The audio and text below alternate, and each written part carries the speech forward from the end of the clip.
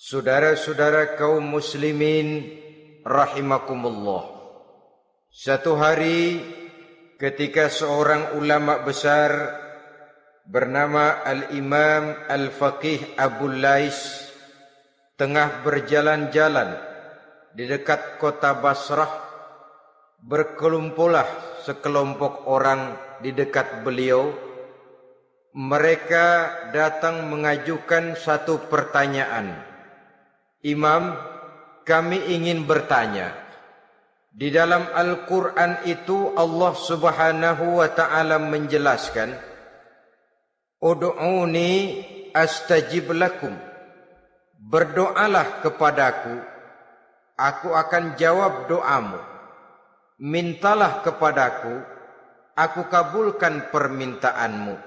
Itu dan begitu janji Allah di dalam Al-Quran. Kami, kata orang-orang tadi, sudah lama berdoa kepada Allah. Tapi kenapa sampai sekarang doa kami ini belum dikabulkan? Katanya, Ud'uni astajib lakum. Kalau kamu berdoa, aku jawab, aku penuhi, aku kabulkan doamu. Itu janji Allah. Kami sudah lama berdoa pagi, sore, siang, malam. Nyatanya sampai sekarang doa kami belum dikabul-kabulkan. Ini bagaimana? Apa ayat Quran salah? Apa Tuhan lagi lempengan gak denger?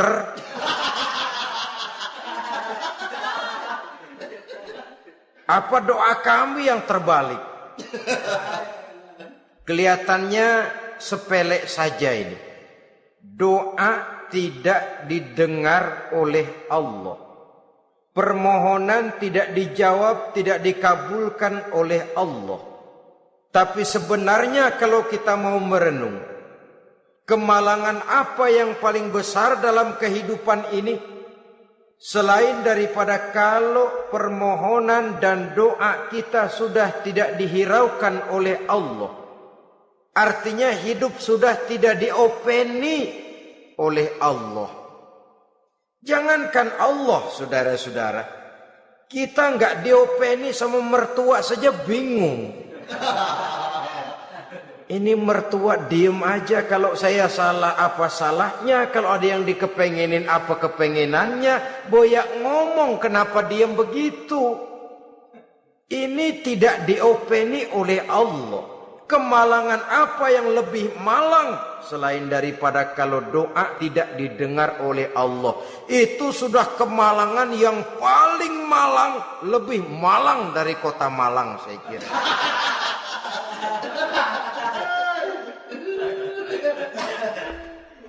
Menghadapi pertanyaan ini, Imam Al-Faqih Abu Lais senyum. Lalu beliau berkata, tuan-tuan, tahu kenapa doa tuan-tuan tidak dijawab, permohonan tidak dikabulkan? Allah sudah tidak memperdulikan tuan-tuan ini. Kami tidak tahu, Imam, maka kami bertanya. Begini, hati tuan-tuan itu mati.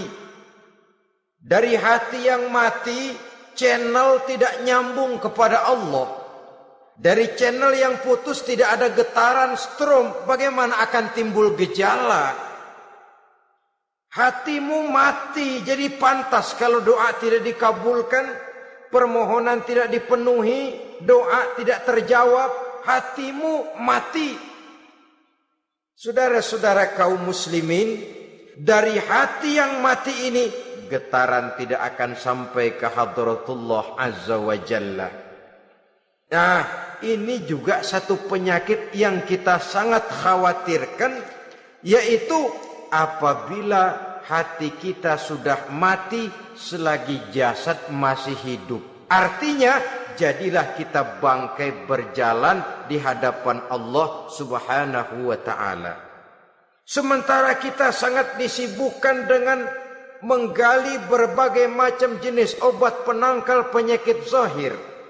Dan kita kurang perhatian untuk mencari obat penangkal penyakit batin yang kalau diserang penyakitnya menghancurkan kehidupan abadi di akhirat nanti. Perkembangan ilmu kedokteran nyata benar diikuti dengan perkembangan jenis-jenis penyakit.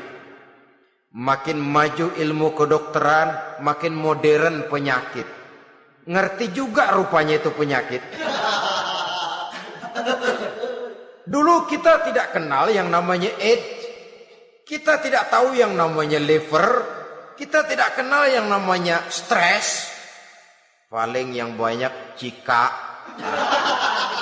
masuk angin, dan sebagainya.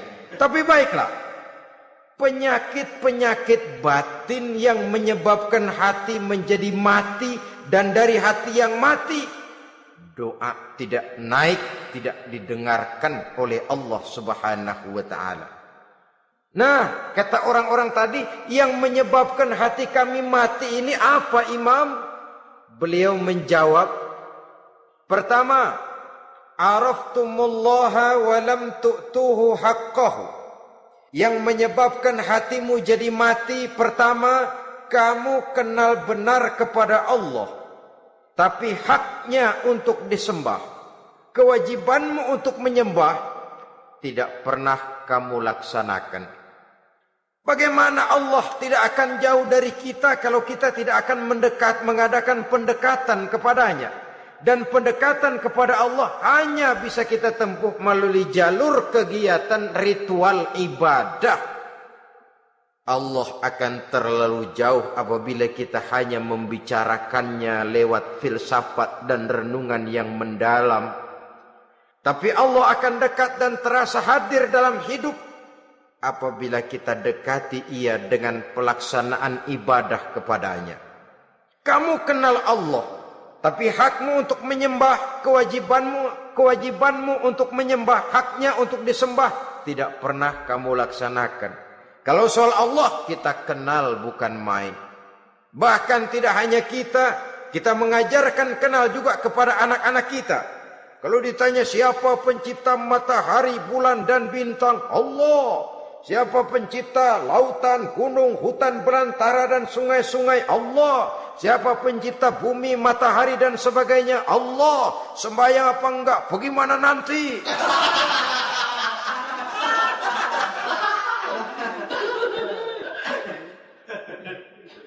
Tanpa pendekatan, Allah akan jauh.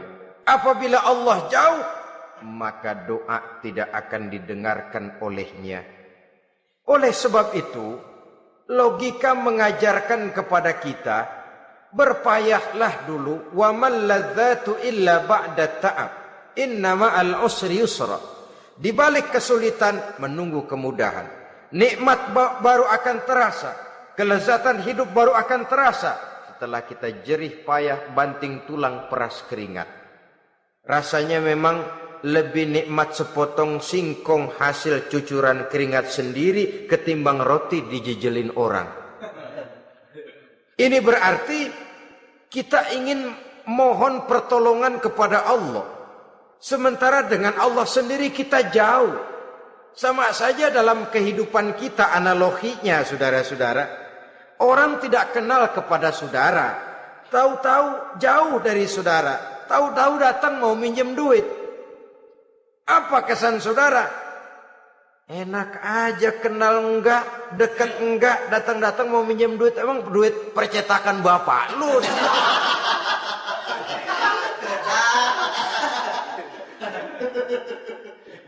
Sedangkan yang kita kenal, sedangkan yang kita bertemu tiap hari, sedangkan yang sering datang ke tempat kita, kalau satu saat dia pinjam duit, toh kita kadang-kadang masih mikir.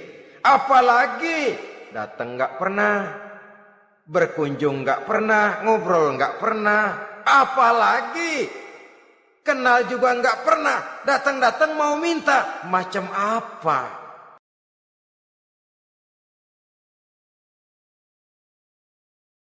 Sedangkan yang kita kenal, sedangkan yang kita bertemu tiap hari, sedangkan yang sering datang ke tempat kita, kalau satu saat dia pinjam duit, toh kita kadang-kadang masih mikir. Apalagi datang nggak pernah, berkunjung nggak pernah, ngobrol nggak pernah. Apalagi Kenal juga nggak pernah. Datang-datang mau minta. Macam apa? Datang nemuin Tuhan setahun 2 kali. Idul Fitri, doang Idul Adha. Doa cerewet banget. Apa aja? Apa aja diminta. Saudara hadirin, bagaimana doa akan kabul, permohonan akan dijawab? Jikalau kita jauh dari Allah, kita kenal Allah, haknya untuk disembah, kewajibannya untuk menyembah, tidak pernah kita laksanakan.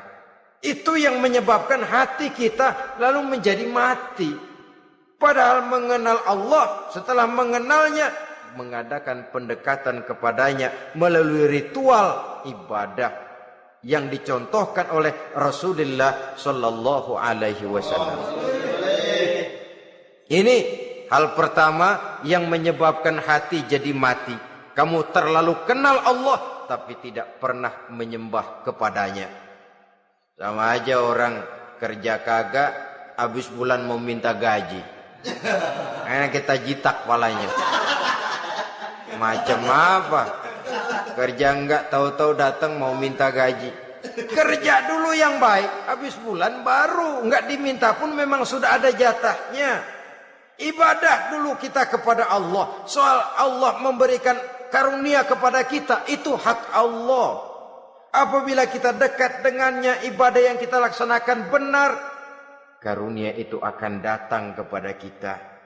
Saudara-saudara, yang kedua yang menyebabkan hati jadi mati, qara'tumul Qur'an walam ta'malu bih. Kamu baca Al-Qur'an tapi ajarannya tidak pernah kamu amalkan. Kamu baca Quran tapi isinya kamu injak-injak. Sehingga ada peringatan dari Rasul Sallallahu Alaihi Wasallam.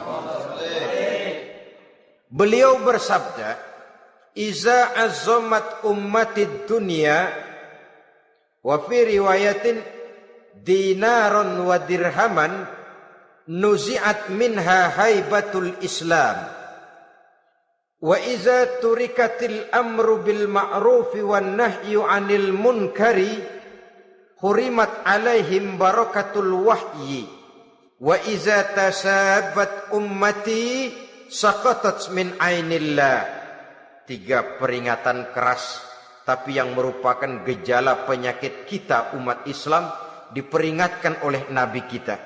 Pertama, iza azzamat ummatid dunya, apabila umatku telah terlalu mengagung-agungkan dunia, apabila umatku telah jatuh menjadi umat yang materialistis, segalanya diukur dari sudut keduniaan saja, nuzi'at minha haibatul Islam, maka akan dicabutlah dari mereka kehebatan agama Islam. Hilang kehebatan Islam apabila kita jatuh menjadi umat pengagung dunia, penyembah materi. Nilai kita, keberadaan kita tidak dihargai orang lain. Orang memandang kita remeh saja. Orang Islam gak ada apa-apanya, bayar aja. Bisa dibeli, bisa diatur, bisa dikerjain, garap saja. Nuzi'at minha haibatul Islam, hilang dari mereka kehebatan Islam ini. Kenapa? Mereka telah mengagungkan dunia dan menjadikannya sebagai tujuan. Padahal dunia cuma alat, materi cuma alat, harta cuma alat. Yang kedua, wa iza turikatil amru bil ma'rufi wan nahyu 'anil munkari hurimat 'alaihim barakatul wahyi. Apabila telah ditinggalkan amar ma'ruf dan nahi munkar, maka hilanglah keberkahan wahyu. Ini yang ada hubungannya dengan masalah kita. Kita baca Quran, kita tidak amalkan isinya. Bagaimana hati tidak jadi mati? Amar ma'ruf dan nahi munkar ditinggalkan orang, hilang keberkahan wahyu. Pada saat itu boleh jadi Quran ada, tapi cuma tinggal tulisan saja. Islam ada, cuma tinggal sekedar nama saja. Diseminarkan, disimposiumkan, dimuktamarkan, tapi tidak dijabarkan dalam kehidupan sehari-hari. Apabila amar ma'ruf dan nahi munkar telah ditinggalkan orang, hilang keberkahan Quran. Akibatnya apa? Apabila amar ma'ruf tidak lagi digalakkan orang, nahi munkar tidak dilaksanakan orang, lalu orang menilai sesuatu menurut seleranya sendiri. Mana yang ma'ruf, mana yang munkar, tidak ada lagi patokan utama. Kalau baik kata otaknya, dia kerjakan. Tidak baik menurut otaknya, dia tinggalkan. Agamanya adalah otak, berhalanya adalah akal. Akhirnya umat kehilangan pedoman. Tidak lagi jelas mana batas yang ma'ruf, mana batas yang munkar. Dalam kondisi sedemikian, akhirnya akan terjadi penjungkiran nilai. Paling celaka nantinya, yang ma'ruf malah dianggap munkar, yang munkar malah menjadi ma'ruf. Peringatan ketiga dari Nabi, wa iza tasabat ummati saqatat min ainillah. Apabila umatku sudah saling berbantahan, apabila umatku sudah saling caci memaki, saqatat min ainillah, jatuhlah mereka dalam pandangan Allah Subhanahu wa taala. Hilang wibawa umat yang sudah saling mencaci maki, saling menjatuhkan, saling gasak, gesek, gosok. Justru agama menganjurkan kita ini saling asah, asih, asuh. Kadang yang kita praktekkan kita ini saling gasak. Yang kedua, saling gesek. Yang ketiga, saling gosok. Gasak, gesek, gosok. Kacau kita ini. Saling gasak, menjegal kawan seiring, menggunting dalam lipatan. Saling gosok, fitnah sana, fitnah sini. Saling gesek, sikut kiri, sikut kanan. Tidak peduli orang lain luka dan sebagainya. Yang penting dia bisa nangkring. Jatuh kita dalam pandangan Allah apabila umat sudah saling mencaci maki. Maka kita kembali kepada persoalan. Hal kedua yang menyebabkan hati jadi mati, qara'tumul Qur'an walam ta'malu bih. Kita baca Al-Quran tapi ajarannya nyaris tidak kita amalkan di dalam kehidupan kita. Akibatnya hati lalu jadi mati. Itu yang kedua. Yang ketiga yang menyebabkan hati jadi mati dan doa tidak terjawab,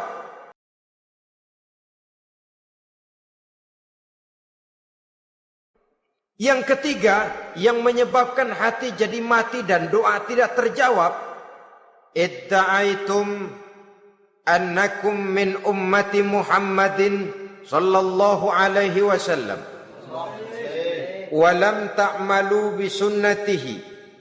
Kamu mengaku, kamu memproklamirkan diri sebagai umatnya Nabi Muhammad, tapi sunnahnya tidak pernah kamu amalkan.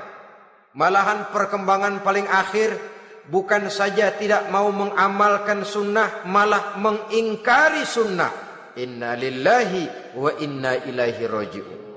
Oh, Nabi Muhammad itu manusia biasa seperti kita. Sebagai manusia dia bisa salah. Dan ternyata hadis banyak yang palsu. Yang otentik cuma Quran. Selebihnya adalah sejarah. Tidak ada itu sunnah. Langsung saja kepada Quran. Oh, hadis itu bukan sumber hukum. Oh, tidak perlu mengamalkan sunnah. Saudara-saudara kaum muslimin, mengaku kita umat Nabi, tapi sunnahnya kita campakkan, tidak kita amalkan. Setelah tidak kita amalkan, kita campakkan. Setelah kita campakkan, kita ingkari pula. Inna lillahi wa inna ilaihi raji'un. Bagaimana hati tidak jadi mati? Kalau siang malam kita memproklamirkan diri sebagai umat Nabi Muhammad, sementara sunnahnya kita campakkan, kita abaikan dan kita ingkari dia, sunnah itu. Padahal jikalau sekarang kita mengenal Islam, jikalau kita sekarang ngerti halal haram, tahu hak batil, bisa memilah dan memilih antara yang ma'ruf dengan yang munkar, itu utamanya adalah karena jasa Nabi Muhammad sallallahu alaihi wasallam. Yang dari generasi ke generasi dilanjutkan oleh para sahabat, oleh tabi'in, oleh tabi'it tabi'in, terus oleh para ulama-ulama sampai kepada kita sekarang ini.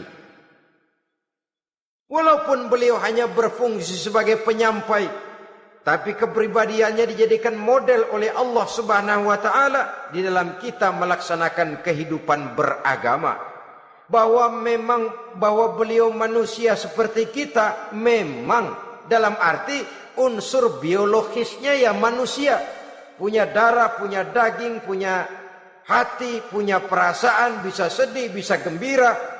Tetapi beliau itu termasuk basyarun la kal basyar, manusia yang tidak seperti manusia pada umumnya, punya spesifik, dan itu wajar sebagai seorang rasul pilihan Allah, apalagi merupakan rasul pilihan dari sekian puluh pilihan.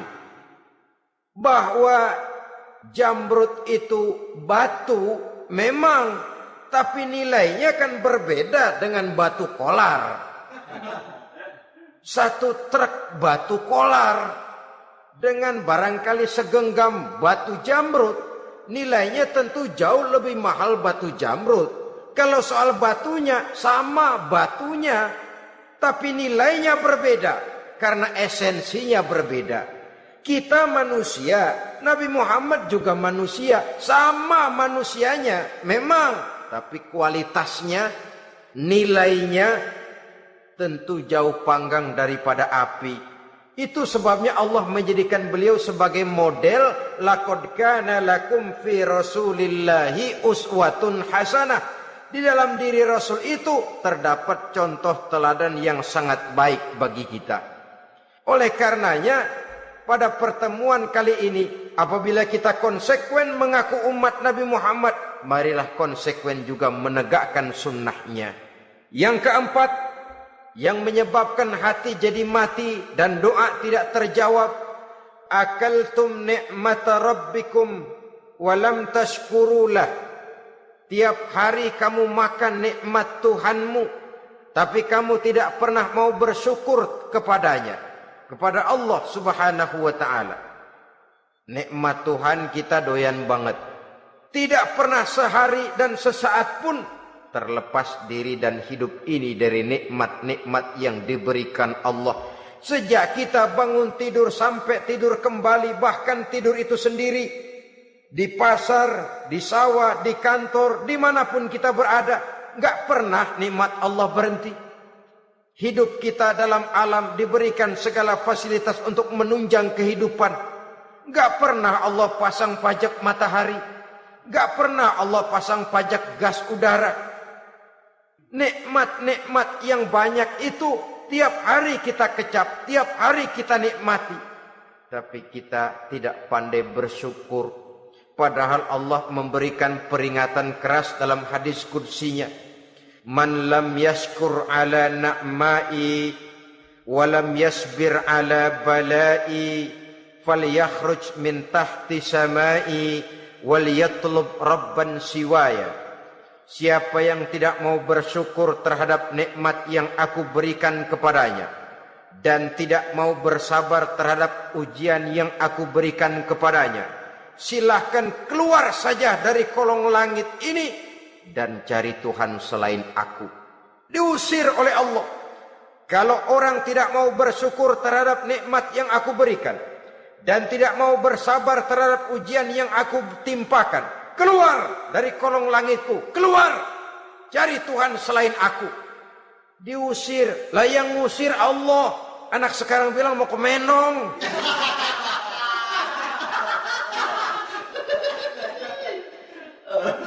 Kalau diusir kita dari Jakarta, masih bisa pindah ke Bandung. Diusir kita dari Bandung, bisa pindah ke Jogja, Solo. Diusir kita dari Indonesia, bisa pindah ke Singapura, Malaysia. Diusir dari kolong langit, mau cari langit mana lagi? Kalau kau tidak mau mensyukuri nikmatku, tidak sabar terhadap ujian yang aku berikan kepadamu, keluar saja, keluar dari kolong langitku ini, cari Tuhan selain aku. Kalau istilah kita mah Tuhan, jengkel banget udah itu. Nikmatku, yang nikmat yang aku berikan kau makan, tapi kepadaku engkau tidak pernah mau bersyukur. Saudara-saudara kaum muslimin rahimakumullah, wajar Kita dulunya tidak ada, sekarang ada, nikmat. Susunan biologis manusiawi kita demikian cantik, nikmat.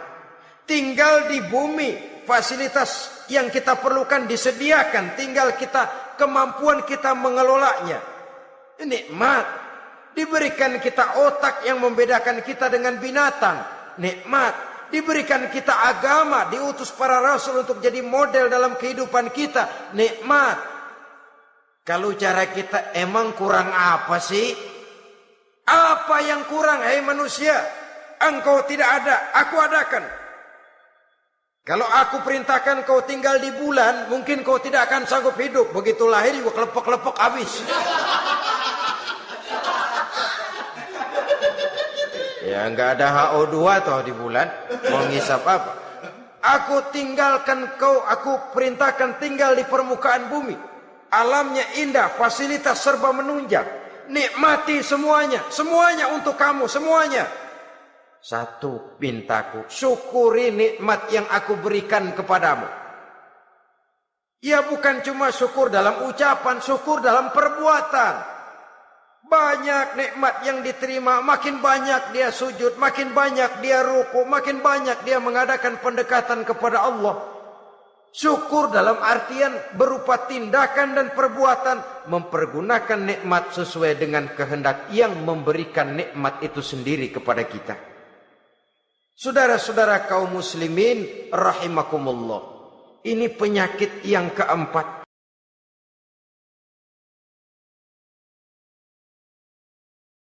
Saudara-saudara kaum muslimin rahimakumullah, ini penyakit yang keempat.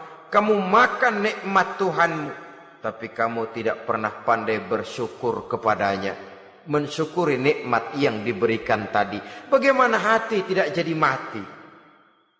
Kita sibuk mempersolek jasmani, mencari obat penangkal penyakit zahir.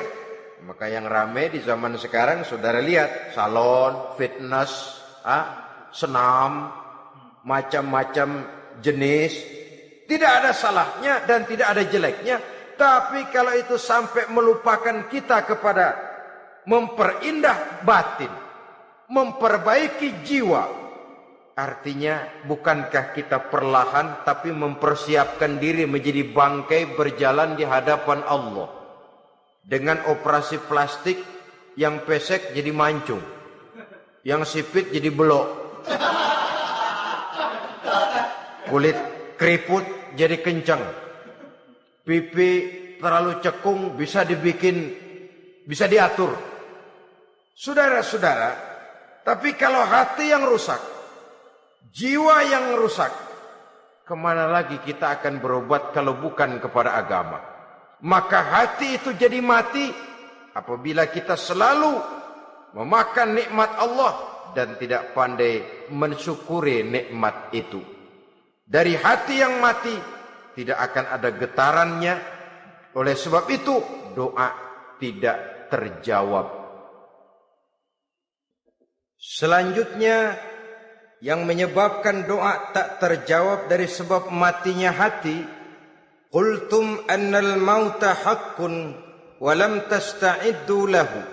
Kamu berkata, kamu yakin bahwa mati adalah sesuatu yang benar, tapi kamu tidak pernah punya persiapan untuk mati. Padahal menurut logika, orang yang akan bepergian jauh tentu dia harus mempunyai bekal yang cukup. Semakin jauh jarak perjalanan yang akan ditempuhnya, semakin banyak perbekalan yang harus dibawanya. Dahulu, seketika beberapa jamaah dari Yaman akan melaksanakan ibadah haji dengan nekat, mereka berprinsip, pokoknya kan berangkat haji jadi tamunya Allah, nanti Allah yang akan ngelayanin. Mereka nekat, modal badan doang berangkat. Diadukan kepada baginda Rasul, lalu turun peringatan dari Allah, wa tazawwadu fa inna khairaz zadi taqwa. Jangan begitu, bawa bekal. Sesungguhnya bekal yang paling baik adalah takwa. Bahwa berangkat dengan bekal takwa itu bekal yang paling utama. tapi bekal-bekal yang lain pun jangan diabaikan. Kalau kita akan berangkat untuk tujuan yang baik, bekal yang paling utama memang takwa. Tapi tidak berarti harus mengabaikan bekal-bekal yang lain. Begitulah, semakin jauh perjalanan yang akan kita tempuh, semakin banyak bekal yang harus kita hadapi. Kalau saudara mau pergi ke Surabaya, tidak membawa bekal kemudian berani berangkat, rasanya sih saya pikir itu bukan berani, nekat namanya. Sama saja orang belum pernah sembahyang mati. Nekat tuh orang. Berani amat. Belum berbuat kebaikan barang sedikit pun sudah mati. Nekat namanya itu. Sama saja tadi, nggak bawa bekal apa-apa berangkat ke Surabaya. Sampai Surabaya belum tentu, sengsara udah jelas. Belum punya bekal yang baik sudah mati. Sampai ke surga belum tentu, tapi kebelangsak dan sengsara rasa-rasanya pasti itu. Oleh karena itu, kalau kita yakin mati sesuatu yang benar, sesuatu yang pasti datang menimpa, maka hendaklah kita mempersiapkan bekal. Kemudian idda'aitumun najata minan nar wa ramaitum fiha anfusakum. Kamu memproklamirkan diri ingin selamat dari neraka, tapi kamu lemparkan dirimu ke dalam neraka.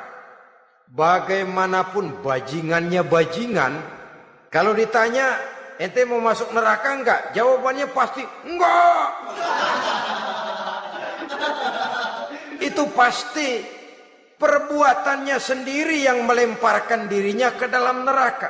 Membiarkan dirinya berlarut-larut, bertimbun-timbun dalam dosa dan kesalahan.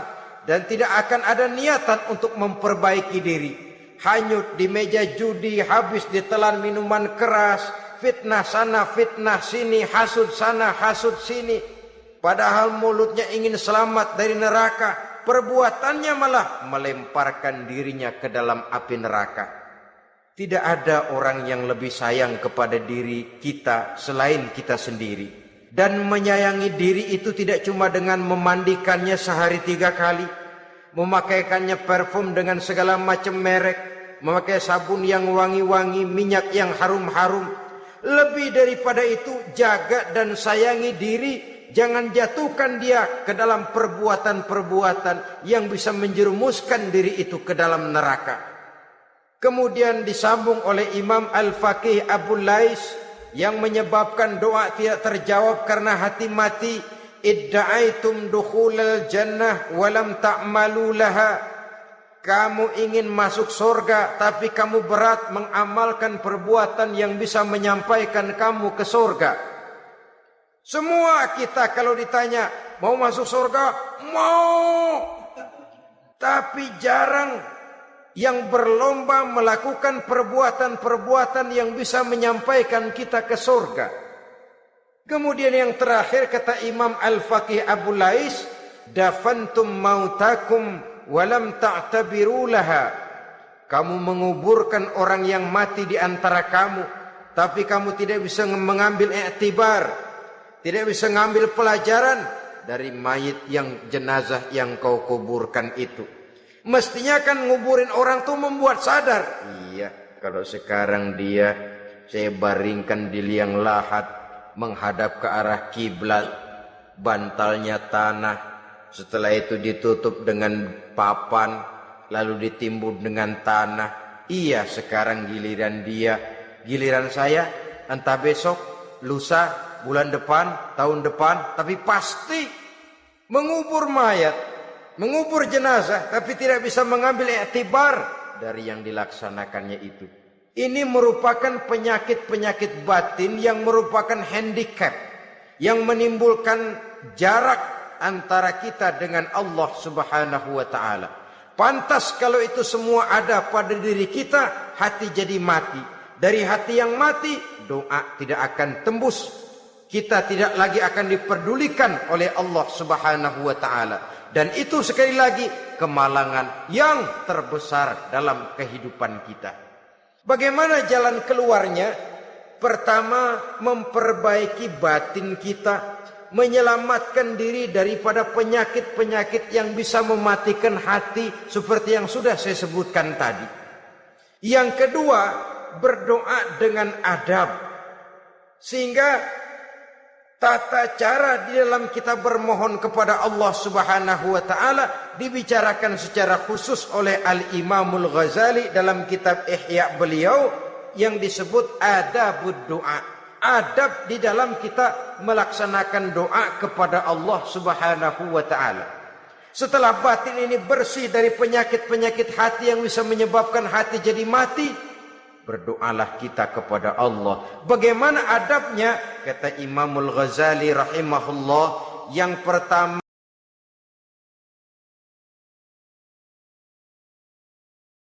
setelah batin ini bersih dari penyakit-penyakit hati yang bisa menyebabkan hati jadi mati, berdoalah kita kepada Allah. Bagaimana adabnya? Kata Imamul Ghazali rahimahullah, yang pertama, hendaklah ia di dalam berdoa itu memilih waktu yang mulia. Minal awqatis syarifah, kata beliau. Memilih waktu-waktu yang punya nilai mulia. Ramadan dalam 1 tahun, Jumat dalam tiap minggu, sepertiga malam yang akhir pada setiap hari. Waktu-waktu yang punya nilai mulia. Walaupun misalnya saudara berdoa pada hari Kamis, tidak ada halangannya Allah mau kabulkan.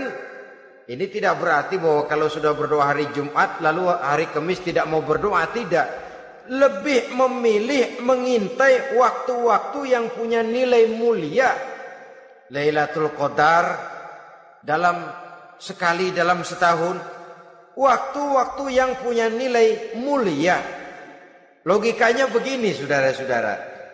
Kalau kita datang ke rumah seseorang, tujuan utama kita minjem duit, yang paling pertama kita perhitungkan tanggal berapa nih?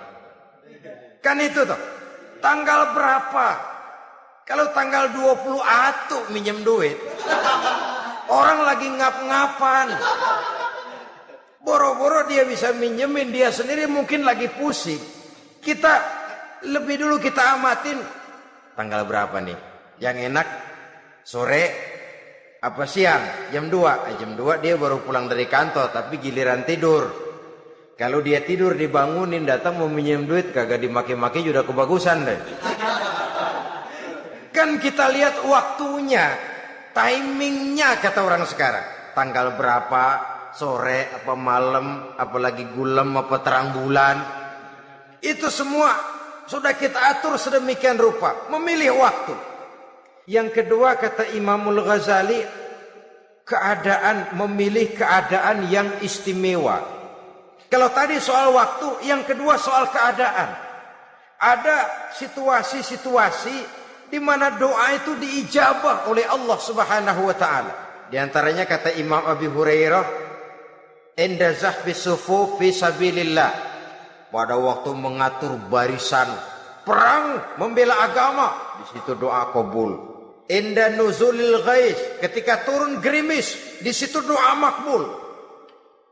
Inda iqamis shalah, ketika salat mau didirikan, riwayat lain bainal azan wal iqamah, antara azan dan qomat, di situ doa makbul. Itu memilih keadaan-keadaan. Kemudian yang ketiga kata beliau, berdoa menghadap kiblat. Ya, apa kalau doa madhab mudik Tuhan kagak tahu? Tahu. Tuhan gak dengar? Dengar, cuma lebih etis. Lebih etis kalau kita berdoa menghadap ke arah kiblat. Saudara-saudara kaum muslimin rahimakumullah. Yang keempat, hifdzus shaut, menyederhanakan suara. Tidak terlalu keras, juga tidak terdengar orang lain, apalagi kalau doa kita diaminkan oleh orang lain. Tidak usah terlalu keras. Kenapa? Karena Allah yang kita meminta kepadanya bukan zat yang tuli, bukan zat yang buta, bukan zat yang tidak dengar, bahkan Dia Maha dengar. Juga tidak terlalu seperti orang berbisik-bisik, apalagi kalau doanya doa bersama-sama. Tapi kadang-kadang terdorong oleh husnuzon dari para makmum saja. Tidak peduli apa yang dibaca oleh imam, yang kedengaran cuma amin aja gerengan.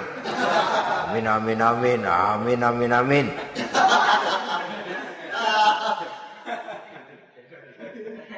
Juga tidak terlalu keras, seperti orang berdoa, seperti orang pidato. Saudara-saudara kaum muslimin rahimakumullah. Yang kelima, alla yatakallafa saja' fid du'a. Dalam berdoa, kalau istilah kita, jangan nyelongcong. Sajak sujak ini menunjukkan sikap berani kepada Allah. Misalnya ada orang berdoa, ya Allah ampunilah saya kalau engkau mau. Kalau Allah mau. Kasihanilah saya ya Allah kalau engkau mau. Itu doa orang songong. Atau sama saja, ya Allah berilah saya rezeki dikit aja. Emang kenapa pakai begitu? Allah yatakallafa saja fid du'a. Yang keenam kata Imamul Ghazali, at-tadarru' wal khusyu'. Dengan tadarru' dan khusyuk, dengan sikap tawadu, benar-benar ya seperti kitalah kalau datang memang menghajatkan pertolongan dari seseorang, segala action kita atur supaya hajat kita itu kabul, kan begitu. Kadang-kadang istilah orang kalau perlu ngesor mah ngesor dah, yang penting permintaan dikabulkan, gitu saja. Kita lihat sekarang ini, ramai orang bicara soal film-film Parno. Kelihatannya pendatang-pendatang baru, pokoknya asal bisa main dah, bugil ya bugil dah. Yang penting nyohor, bisa tampil. Walaupun dalihnya semua sama, mula-mula cuma iseng. Adegan panas bagaimana? Kalau tuntutan skenario apa boleh buat? Apa boleh buat? Emang nggak bisa milih. Setelah film beredar baru saya juga jijik ngelihat, ya tadi kemana waktu bikin? Udah jadi baru jijik, bikinnya merem memang itu.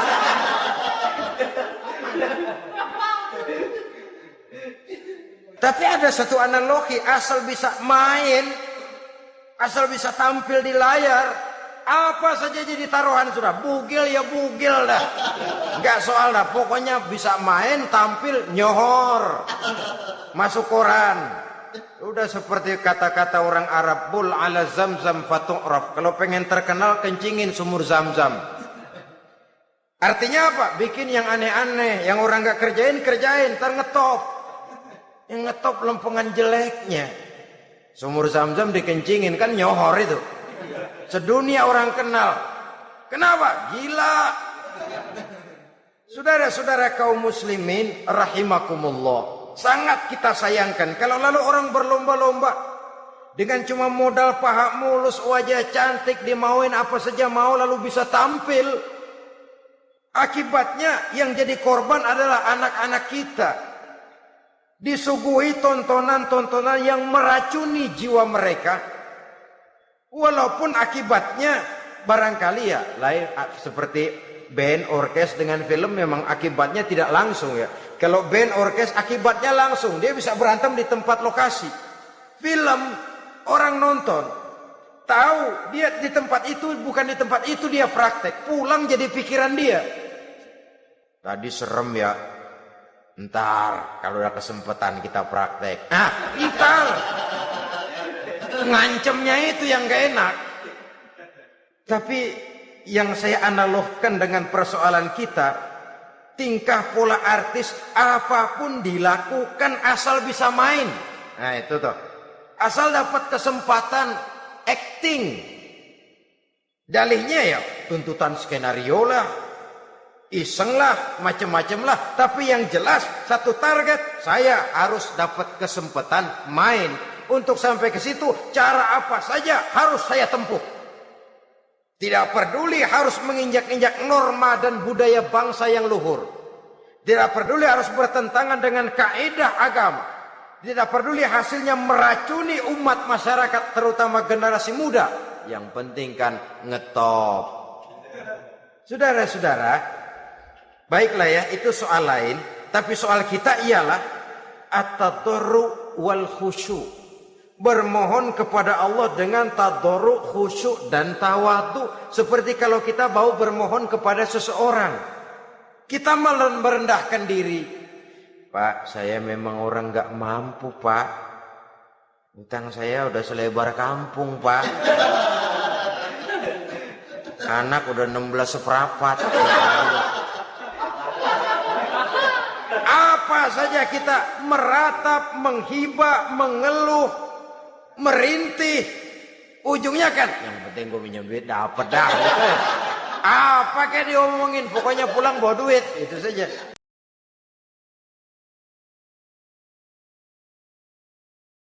Utang saya udah selebar kampung, Pak. Anak udah 16 seperempat. Apa saja kita meratap, menghibah, mengeluh, merintih. Ujungnya kan, yang penting gue minjem duit dapet dah. Gitu. Apa kayak diomongin, pokoknya pulang bawa duit. Itu saja. Itu strategi manusiawi. Kalau ini kita adakan konteks, oh iya, kepada Allah lebih lagi kita tadarru, khusyuk, tawadhu. Doa dengan tawadhu, sebab kita akan bermohon kepada yang serba maha. Menghadap ke arah kiblat, duduk bertafakur dengan khusyuk, tawadhu. Jangan doa sembari tolak pinggang.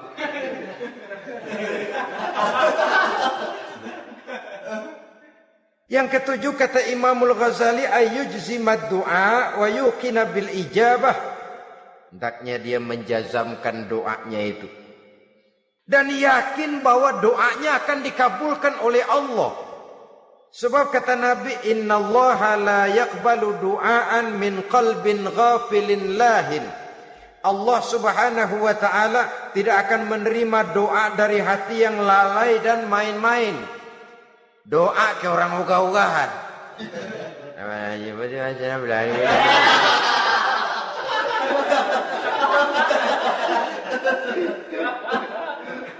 Kali malaikat nyongok dong, lu minta apa lu?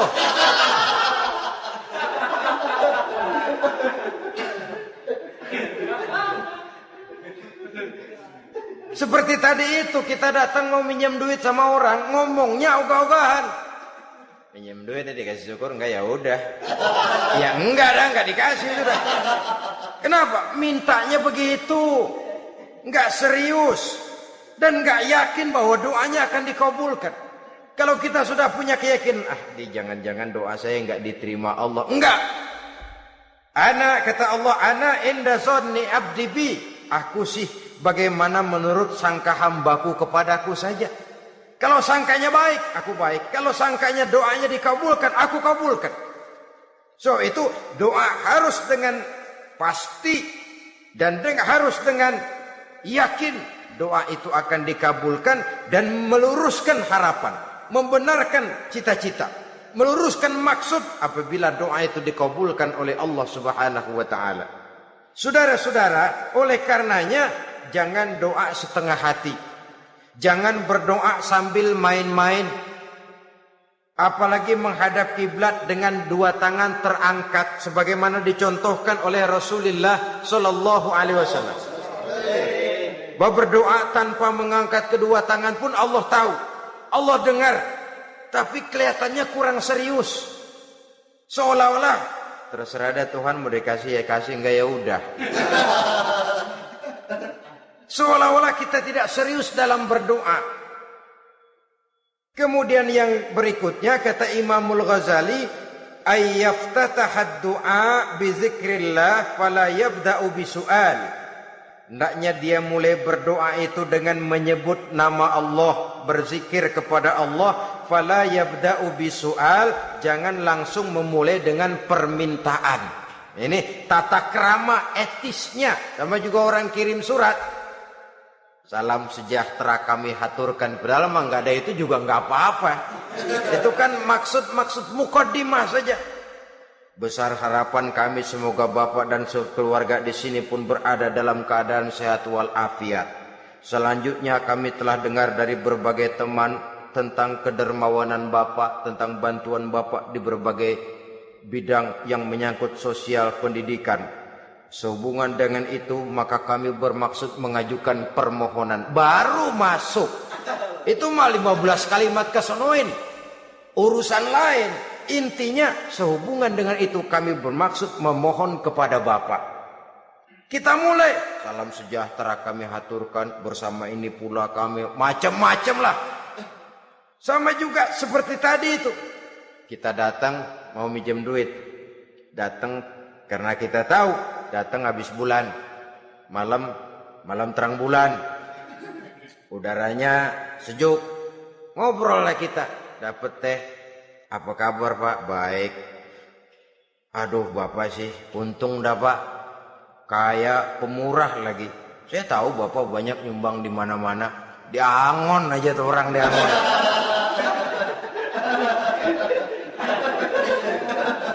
Kira-kira udah mau telap aja baru dikedat. Ngomong-ngomong Pak. Nah. Mulai nih kalau udah ngomong dah tuh mulai. Baru masuk. Jadi etisnya berdoa itu dimulai dengan zikrullah. Karena itu umumnya dimulai dengan Alhamdulillahi Rabbil Alamin. Kita puji dulu Allah. Alhamdulillahi Rabbil Alamin. Hamdan yuwafi ni'amahu wa yukafi'u mazidah. Kita puji dulu Allah. Seperti orang tadilah. Kita puji dulu kebaikannya. Walaupun pada akhirnya kita minjem duitnya. Sebenarnya Allah nggak perlu dipuji toh. Dipuji atau tidak Allah tetap termulia. Ini etis manusia. Allah tidak berharap untuk dipuji oleh manusia. Allah tidak untung seluruh alam memujinya. Manusia mau memuji atau tidak itu urusan manusia sendiri. Allah tidak minta untuk dipuji. Allah juga tidak gila kepada pujian. Kalau kita memulai doa dengan pujian, etis kita kepada Allah Subhanahu wa taala di dalam kita bermohon kepadanya. Saudara-saudara kaum muslimin rahimakumullah. Kemudian menyesuaikan doa dengan kondisi. Ini termasuk syarat batin ya, taubat, waraddul mazalim kata Imam Ghazali, menolak segala macam kezoliman. Artinya kalau berdoa itu tahu diri. Kalau gaji kita sebulan 700 atau 800, 900 ribu. Berdoa minta rezeki 1 juta. Itu tahu diri namanya. Kan cuman kurang 100 ribu. Ya, kalau kerja kagak minta gajian 1 juta. Pengen doa dikabulkan. Rasanya secara etis nggak tahu diri orang berdoa seperti itu. Orang datang mau minta duit, mau pinjam duit kepada kita. Kan kita lihat. Kira-kira mampu ngembaliin nggak nih orang. Kita lihat, kita evaluasi kemungkinannya. Lalu si yang minjem tentu tahu diri. Kalau memang kekuatannya ngembaliin. Tidak seperti kekuatannya mulangin. Hendaknya dia timbang rasa. Begitu juga kepada kita etisnya kepada Allah Subhanahu wa ta'ala. Tahu diri, menyesuaikan doa dengan keadaan. Kalau tidak ada gap terlalu jauh panggang daripada api, nanti nasibnya bagai si pungguk merindukan bulan. Apabila adab-adab di dalam berdoa ini kita perhatikan, sejak dia dari adab yang zahir sampai kepada adab yang batin, kemudian penyakit-penyakit yang membuat hati itu jadi mati, maka insya Allah doa kita dijabah oleh Allah Subhanahu wa ta'ala. Dalam Al-Baqarah ayat 186 Allah Subhanahu wa ta'ala menjelaskan, wa iza sa'alaka ibadi anni fa inni qarib ujibu da'watad da'i iza da'ani falyastajibu li wal yu'minu bi la'allahum yarshudun. Apabila hambaku bertanya kepadamu Muhammad tentang aku, kata Allah, fa inni qarib, katakan kepadanya aku dekat sekali dengan mereka. Ujibu da'watad da'i iza da'ani, aku akan jawab aku kabulkan permohonan orang-orang yang berdoa kepadaku. Falyastajibuli wal yu'minu bi, maka hendaknya mereka juga menjawab panggilanku atas dasar iman kepadaku. La'allahum yarsyudun, semoga dengan ini mereka kelak mendapat petunjuk. Saudara-saudara, Al-Baqarah 186 ini dengan nyata menjelaskan kepada kita, Allah akan menjawab doa, mengabulkan permohonan apabila kita falyastajibuli wal yu'minu bi, juga menjawab panggilan Allah atas dasar beriman kepadanya. Logikanya tadi itu, araftumullaha wa lam tu'tuhu haqqahu. Kita tidak pernah mau menjawab panggilan Allah sementara kita berharap doa kita dijawab oleh Allah. Apa enggak pincang? Apa enggak berat sebelah? Panggilan Allah kita berat memenuhinya, sementara kita sangat berharap agar permohonan kita, seruan kita dikabulkan oleh Allah. Menjawab panggilan Allah atas dasar beriman kepadanya. Kenapa? Ada orang menjawab panggilan bukan berdasarkan iman, tapi karena target lain.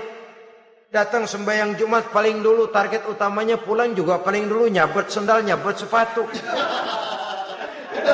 Menjawabnya iya, tapi tidak karena iman.